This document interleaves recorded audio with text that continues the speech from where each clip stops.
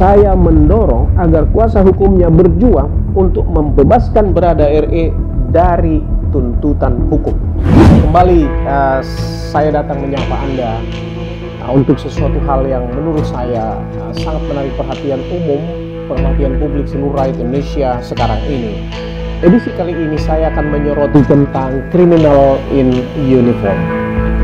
Kemarin kita telah tetapkan 3 orang tersangka, yaitu Saudara RE, Saudara RR, dan Saudara KM. Tadi pagi dilaksanakan gelar perkara dan tim sus telah memutuskan untuk menetapkan Saudara FS sebagai tersangka. Saya ulangi, tim sus telah menetapkan Saudara FS sebagai tersangka. Pengumuman yang disampaikan oleh Kapolri tadi malam adalah suatu hal yang ditunggu-tunggu oleh masyarakat terkait dengan pembunuhan Brigadir J. Dengan sengaja saya langsung menyebutkan dengan istilah pembunuhan karena sangat jelas dan terang benderang apa yang disampaikan oleh Kapolri, bahwa yang pertama tidak ada peristiwa tembak-menembak di TKP. Yang kedua, Irjen Freddy Sambo dinyatakan sebagai tersangka. Dan yang ketiga, ada 3 tersangka lain. Ya. 3 tersangka itu antara lain 1 Irjen Freddy Sambo, kemudian Brigadir RR, kemudian KM yang dikenakan pasal 340 KUHP tentang pembunuhan berencana, junto pasal 55 dan pasal 56. Dikenakan pasal E, dikenakan pasal 338, junto pasal 55 dan pasal 56. Kemudian secara khusus di situ dijelaskan juga bahwa penembakan yang dilakukan oleh Brada RE dilakukan atas perintah langsung FS. Saya tidak akan membahas mengenai pasal-pasal tersebut ya pada kesempatan ini, namun saya memilih untuk memberikan opini saya pribadi terkait dengan tindakan Brada RE. Sejak Brada RE mulai membuka keadaan yang sebenarnya dengan merubah keterangannya dalam pemeriksaan polisi, maka peristiwanya menjadi lebih terang dan arahnya menjadi lebih jelas, serta berubah arah dari apa yang kita ketahui selama ini sebagai peristiwa tembak-menembak di antara para ajudan menjadi peristiwa penembakan. Dengan demikian, tentu sangkaan kepada para pelaku juga akan berubah, khususnya kepada Brada RE. Sebetulnya sejak awal bisik-bisik para pengacara ya di masyarakat maupun masyarakat awam ya sudah tertuju kepada Irjen FS, sehingga pengumuman Kapolri tadi malam sesungguhnya paling tidak buat saya pribadi bukan sesuatu yang mengejutkan. Penjelasan Kapolri maupun Irwasum, bahkan saya gabung dengan pengacaranya karena kelihatannya menjadi satu arah, mengatakan bahwa ya emang dia disuruh, diperintah untuk menembak. Siapa yang memerintah? Ya atasannya lah. Woi, tembak, tembak, tembak. Brada RE dengan sukarela menulis sendiri peristiwa yang terjadi tersebut dan jelas mengatakan bahwa tidak ada peristiwa tembak-menembak di TKP, dan dia sendiri menurut pengakuannya turut menembak Brigadir J atas perintah langsung FS. Nah, ini yang menarik buat saya. Brada RE adalah seorang prajurit dari Provos dengan pangkat terendah di lingkungan Polri. Dia dilatih ya sebagai Provos yang ditugaskan sebagai ajudan Freddy Sambo.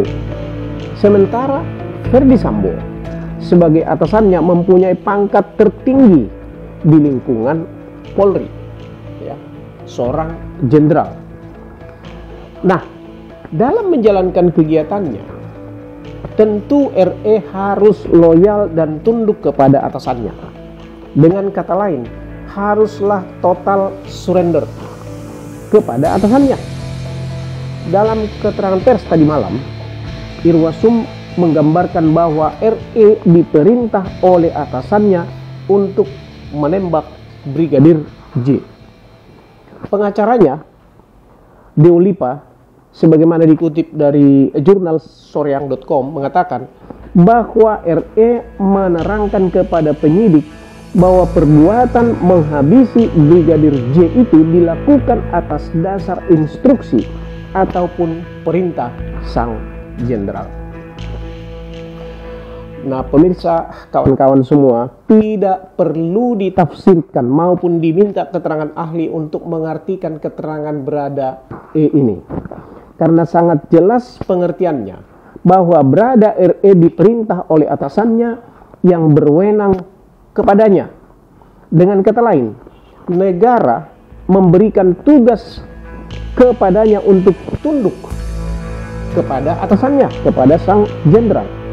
Maka ketika atasannya memberikan perintah kepadanya untuk menembak Brigadir J, justru menjadi salah bila dia tidak melaksanakannya. Ini perlu dicatat. Seperti yang dijelaskan oleh pengacaranya, bisa-bisa dia yang ditembak mati. Sekali lagi, ini perintah atasan yang berwenang dari Brigadir RE. Dan Brigadir RE tidak punya pilihan selain tunduk kepada sang jenderal. Saya berikan istilah total surrender. Timbul pertanyaan sekarang, apakah Brigadir RE dapat menolak perintah atasannya? Ya tentu ya. Kalau atasannya hanya 1-2 level di atas pangkatnya. Tetapi ini perintah jenderal yang bagaikan langit dan bumi dengan dia. Itu menjadi sesuatu yang tidak mungkin. Itulah yang dilakukan oleh RE.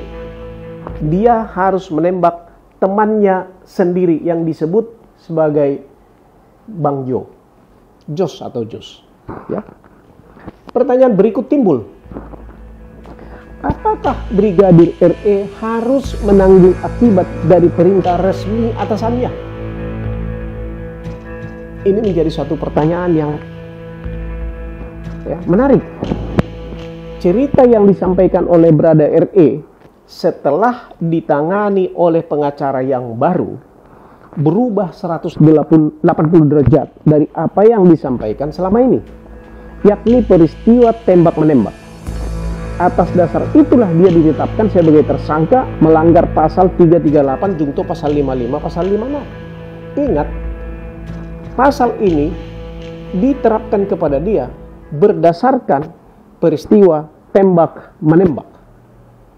Dengan perubahan ini, menurut Hemastaya, mestinya sangkaan kepada dia tentu harus disempurnakan juga, dirubah bila perlu. Karena dia melakukan tindakannya murni atas perintah atasan, bukan atas kehendak diri dengan motivasi sendiri. Ini perlu direnungkan. Ya. Pasal 51 ayat 1 KUHP. Saya mau bacakan di sini. Orang yang melakukan perbuatan untuk melaksanakan perintah jabatan yang diberikan oleh penguasa yang berwenang tidak boleh dipidanakan. Jaksa, hakim harus perhatikan ini. Dan saya mau minta, saya berharap pengacara juga fokus kepada pasal ini. Kenapa saya katakan begitu? Pasal ini sesungguhnya sangat jelas membatasi konsekuensi ataupun akibat yang dapat ditanggung oleh seorang bawahan atas perintah yang diterimanya dari atasannya. Sangat penting untuk dicatat bahwa bagi seorang ajudan resmi di dalam diri atasannya melekat wewenang yang diberikan oleh negara. Itulah sebabnya undang-undang menjamin bawahan tersebut tidak boleh dipidanakan ketika dia melaksanakan perintah atasannya tersebut. Saya sangat setuju dan senang dengan langkah-langkah kuasa hukum RE yang baru untuk meminta perlindungan kliennya kepada LPSK. Bahkan lebih daripada itu, saya mendorong agar kuasa hukumnya berjuang untuk membebaskan Berada RE dari tuntutan hukum. Pasal ini memastikan bahwa dia harusnya bebas dari segala tuntutan pidana, yang menanggung, yang bertanggung jawab atas tindakannya itu haruslah Irjen FS. Dengan segala hormat dan rasa prihatin yang sangat mendalam, sedikit pun saya tidak bermaksud menyakiti hati keluarga Brigadir J. No. Tetapi demi keadilan hukum kepada Berada RE, pasal 51 ayat 1 tersebut haruslah diterapkan kepadanya sehingga dia harusnya bebas dari segala tuntutan. Saya sangat yakin bahwa penyidik Polri tentu sudah mengevaluasi ulang BAP Berada RE serta betul-betul mempertimbangkan ulang kesaksian dan penjelasannya, tentu dengan bukti-bukti lainnya di lapangan, sehingga tidak salah dalam menerapkan undang-undang.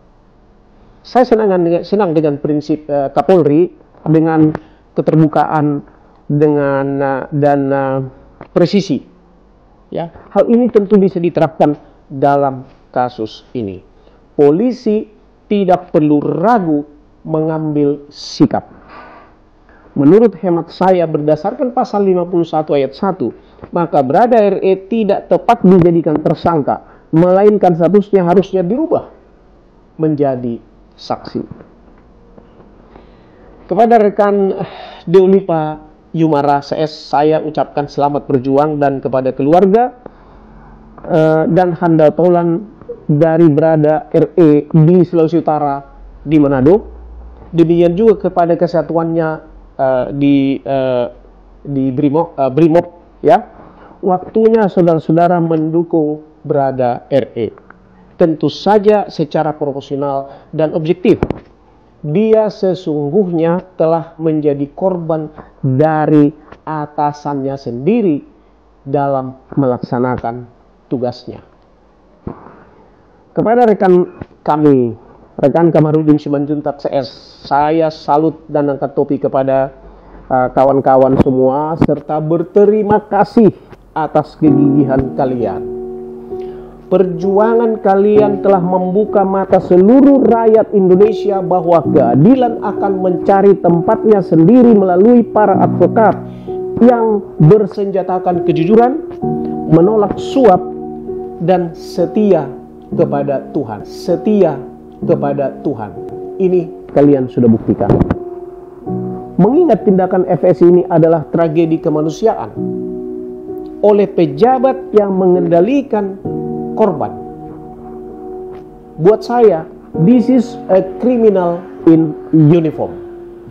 Maka pertanggungjawaban hukum atas atasan korban tidaklah cukup, tetapi perlu dipertimbangkan bahwa negara melalui pemerintah harus bertanggung jawab dan dapat dimintai pertanggungjawaban, bukan hanya tanggung jawab hukum, tetapi juga pertanggungjawaban moral, finansial, dan lain-lainnya.